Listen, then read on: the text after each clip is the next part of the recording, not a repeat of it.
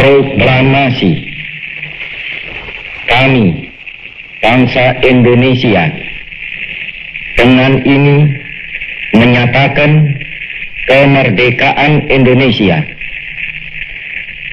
Hal-hal yang mengenai pemindahan kekuasaan dan lain-lain diselenggarakan dengan cara saksana dan dalam tempo yang sesingkat-singkatnya.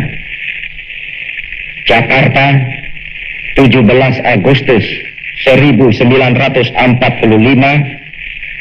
atas nama bangsa Indonesia, Soekarno Hatta. Siapakah Bapak Soekarno-Hatta itu? Beliau berdua adalah Bapak Proklamator kita. Salah satu dari Bapak Proklamator kita yaitu Bapak Insinyur Soekarno. Bapak Insinyur Soekarno adalah Presiden pertama bangsa Indonesia. Bagaimana cerita tentang Bapak Insinyur Soekarno?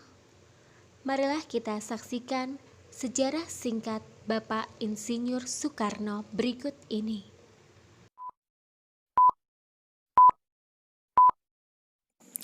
Presiden pertama Republik Indonesia Soekarno yang biasa dipanggil Bung Karno, lahir di Surabaya, Jawa Timur tanggal 6 Juni 1901 dan meninggal di Jakarta tanggal 21 Juni 1970.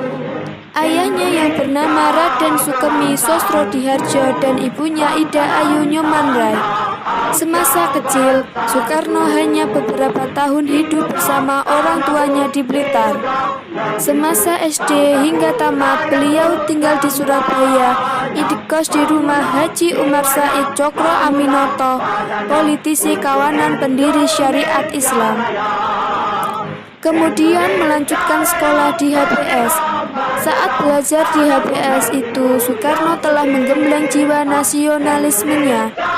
Selepas lulus HBS tahun 1920, pindah ke Bandung dan melanjutkan ke THS, Teknisi High School, atau Sekolah Teknik Tinggi yang sekarang menjadi IT. Dalam sidang BPUPKI tanggal 1 Juni 1945, IR Soekarno mengemukakan gagasan tentang dasar negara yang disebutnya Pancasila.